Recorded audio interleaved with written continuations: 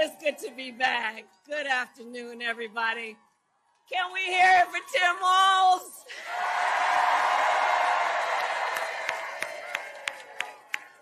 Oh, I'm so happy to be running with him, let me tell you. So let me start by thanking Les.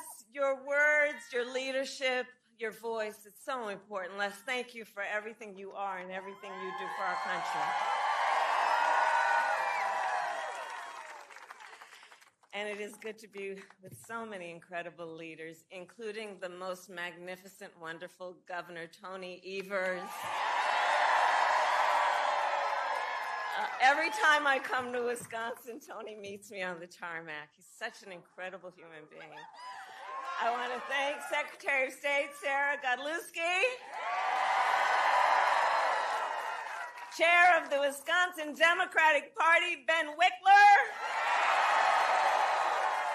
and my dear, dear friend, Senator Tammy Baldwin. I served with Tammy when I was in the United States Senate, and I'm going to tell you, she was always, always, always fighting for the people of this state. And in November, we are going to re-elect her to the United States Senate.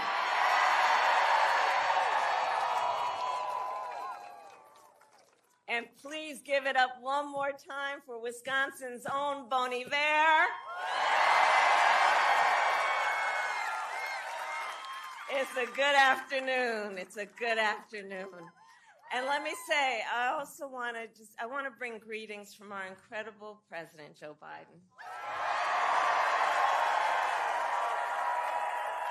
He loves Wisconsin. He loves Wisconsin. And I know we are all deeply grateful for his lifetime of service to our nation and for all he continues to do. That's right.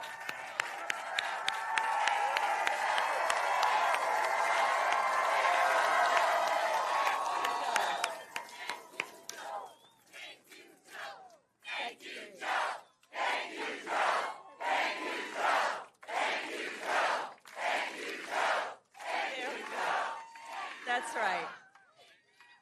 I'm going to tell him what you said. So, Wisconsin, this has been a big week.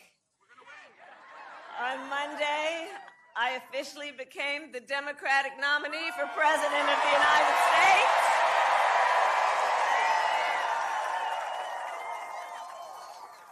And yesterday, I announced my running mate in this campaign, Governor Tim Walz.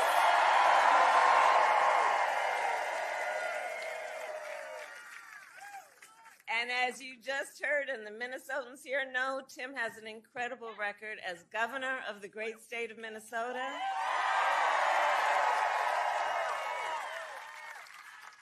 And to those who know him best, Tim is more than a governor. To his wife, Gwen, he is a husband. To his kids, Hope and Gus, he is dad. To his fellow veterans, he is Sergeant Major Walz. To the people of southern Minnesota for 12 years, he was a congressman. To his former high school students, he was Mr. Walz. And to his former high school football players, he was Coach. Coach.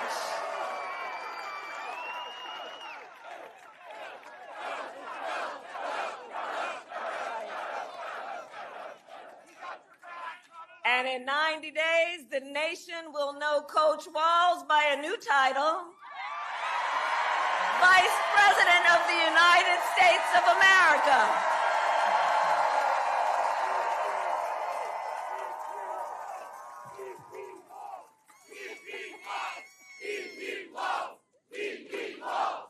That's right. Oh, it really is good to be back in Wisconsin. So listen, let me tell you, I am clear. The path to the White House runs right through this state.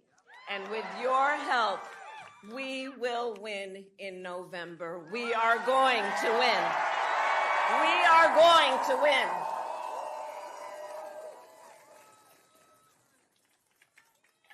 And I've been here many times, as you all know, recently and even before. And many of you know then, before I was elected vice president, before I was elected United States Senator, I was an elected Attorney General, and before that, an elected District Attorney.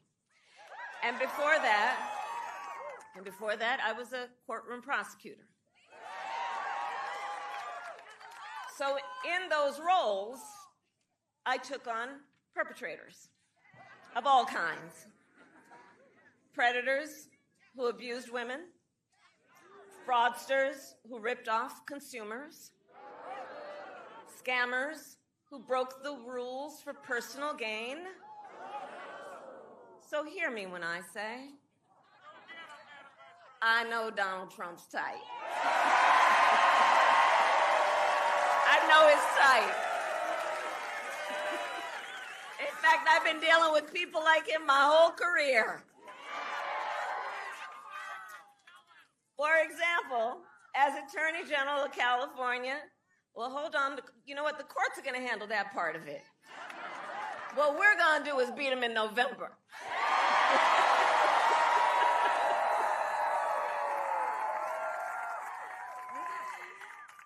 So I'll tell you, as Attorney General, I took on one of our country's largest for-profit colleges that scammed students. Well, Donald Trump ran a for-profit college that scammed students. As a prosecutor, I specialized in cases of sexual abuse. Well, Donald Trump was found liable for committing sexual abuse. As Attorney General, I held the big Wall Street banks accountable for fraud. Well, Donald Trump was just found guilty of fraud. 34 counts. So in this campaign, I'll tell you, I will proudly put my record against his any day of the week.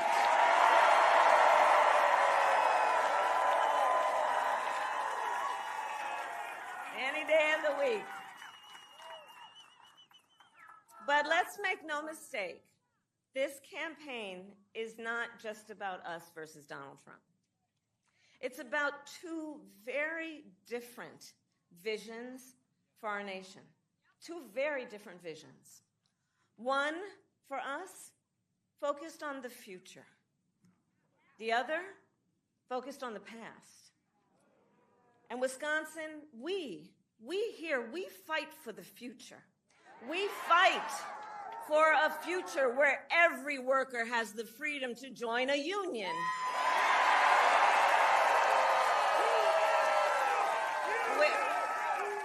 Union strong. Union strong. Union strong. Union strong. Union strong. We fight for a future where every senior can retire with dignity. A future where we build a broad-based economy and one where every American has the opportunity to own a home, to start a business, to build wealth.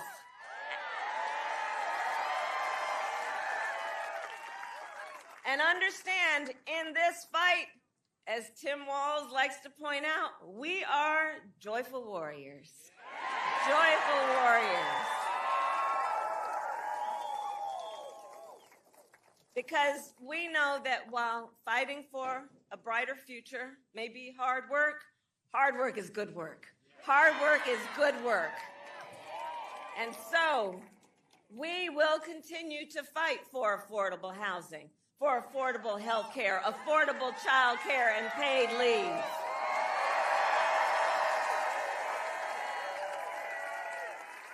We believe in a future where we lower the cost of living for America's families so that they have a chance not just to get by, but to get ahead.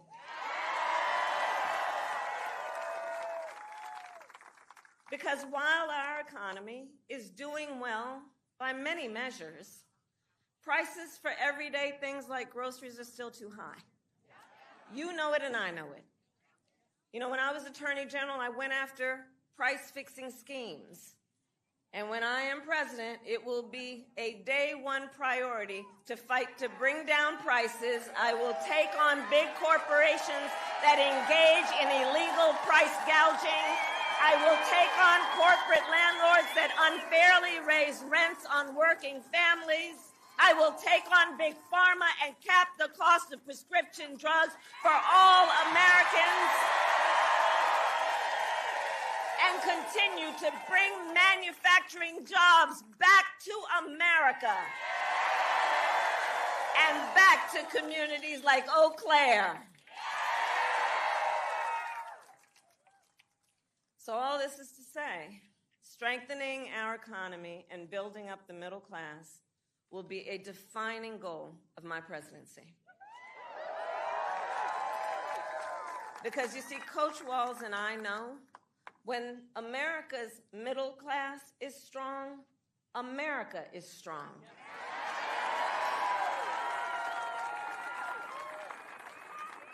And as we work to move our nation forward, Donald Trump intends to take our nation backward. There is so much evidence of that point. There really is. But look at most recently, Project 2025 in that agenda.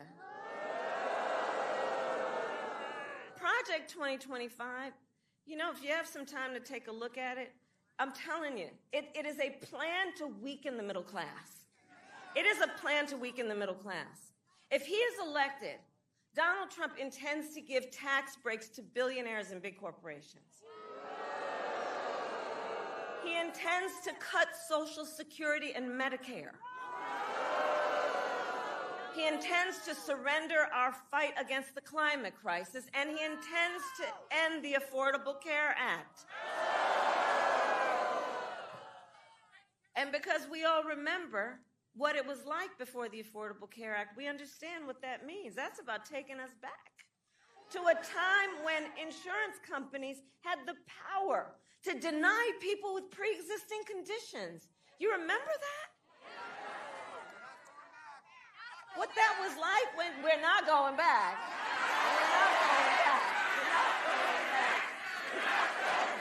We are not going back. We are not going back.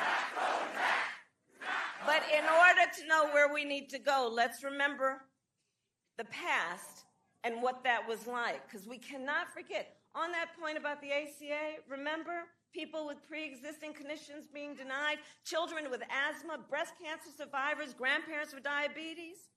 That was no joke. And we cannot go back. Ours has to be a fight for the future and a fight for freedom. A fight for freedom. Across our nation, we have been witnessing a full-on assault against hard-fought, hard-won freedoms and rights. The freedom to vote, the freedom to be safe from gun violence, the freedom to breathe clean air and drink clean water, the freedom to love who you love openly and with pride. And the freedom of a woman to make decisions about her own body and not have her government telling her what to do.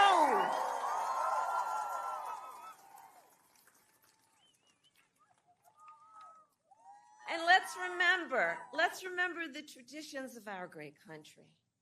Generations of Americans before us led in the fight for freedom. And now then, as they would expect, the baton is in our hands. The baton is in our hands, each and every one of us. So we then, who believe in the sacred freedom to vote, will finally pass the John Lewis Voting Rights Act and the Freedom to Vote Act. We, who believe in the freedom to live safe from gun violence, will finally pass universal background checks, red flag laws, and an assault weapons ban. We, who believe in reproductive freedom, will fight for a woman's right to choose. And we remember that when he was president, Donald Trump handpicked 3 members of the United States Supreme Court, the court of Thurgood and RBG, because he intended for them to overturn Roe v. Wade. And as he intended, they did. And now more than 20 states in our country have a Trump abortion ban, many with no exceptions even for rape and incest. And if he wins, we all know he will sign a national abortion ban to outlaw abortion in every state, even in Wisconsin. But we are not going to let that happen because we trust women. And when I am President of the United States and when Congress passes a bill to restore the protections of Roe v. Wade, I will sign it into law.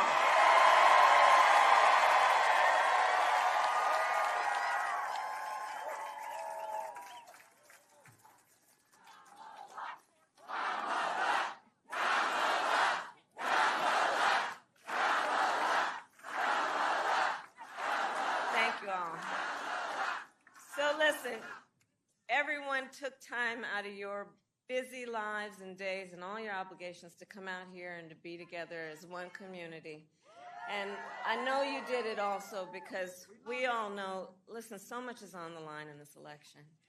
It can't be said seriously enough. So much is on the line. And compounded with everything else that we knew was on the line, think about the fact that last month, the United States Supreme Court basically told the former president, who has been convicted of fraud, that going forward he will be immune no matter what he does in the White House. Think about what that means and the changed circumstances since 16/6/20 when you think about what that court decision means. Donald Trump has openly vowed if reelected, he will be a dictator on day one. That he would weaponize the Department of Justice against his political enemies. That he would round up peaceful protesters and throw them out of our country. And even, quote, terminate the United States Constitution. So let us be clear. Let us be clear. Someone who suggests we should terminate the Constitution of the United States should never again have a chance to stand behind the seal of the President of the United States.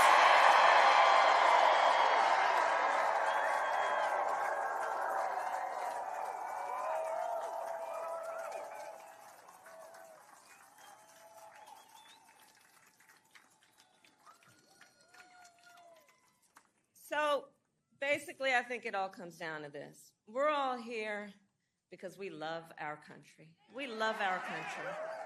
We love our country. And I do believe it is the highest form of patriotism to fight for the ideals of our country. And that's how we preserve the promise of America. Because after all, the promise of America is what makes it possible, by the way, for Governor Walz and me to stand on this stage today. Just think about it. 2 middle-class kids, one a daughter of Oakland, California, who was raised by a working mother and had a summer job at McDonald's. The other, a son of the Nebraska Plains who grew up working on a farm. Think about that. Only in America is it possible for them together to make it all the way together to the White House. Only in America. Only in America.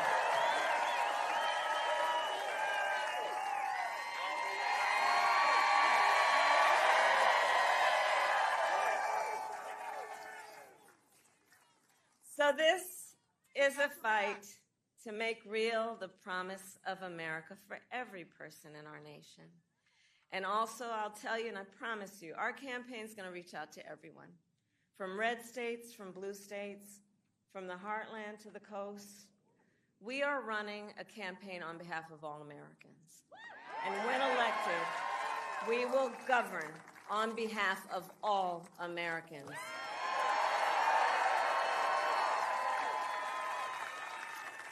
Because Coach Walz and I know, and we're clear about this, unlike the other side, we work for you.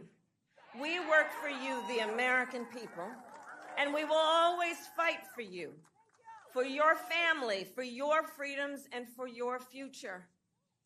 So Wisconsin, ultimately, this election is about a question that we each face. We each face a question in this election, and that is, what kind of country do we want to live in? Do we want to live in a country of freedom, of compassion, of rule of law, or a country of chaos, fear, and hate? And the beauty of our democracy is we each have the power individually and collectively. We each have the power in a democracy to answer that question. The power is with the people. The power is with the people.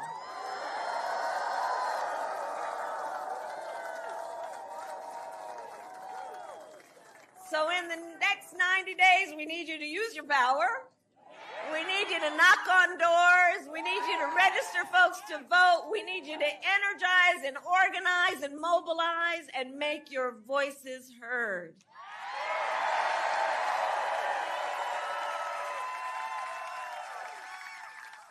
And I'll tell you, about an hour ago after I landed on Air Force Two, I met a collection of young leaders from Girl Scout Troop 3307.